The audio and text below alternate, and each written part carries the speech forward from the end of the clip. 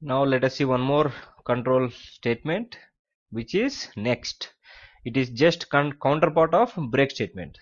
So whenever the break gets encountered, it comes out of the loop, but whenever next comes, it will skip the lines under it and it will start from the beginning of the loop.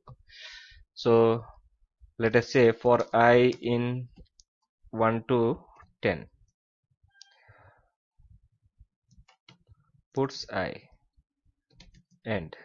So whenever we want to skip from 6 to 10, we will be writing if I is equal to 6 break. So it will come out of the loop. So what we are doing in the break statement, we are skipping the next 5, but using next we will be skipping the first one. So how, if you see the example, you will understand. In 1 to 10, now write the condition if I is less than equal to 5. First 5 we will be skipping. How? See, then next means it will go to the next iteration. So whatever you write under it, it will get ignored.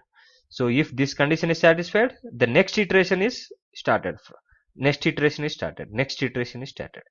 So until this is unsatisfied, it will never come to the down part of the code.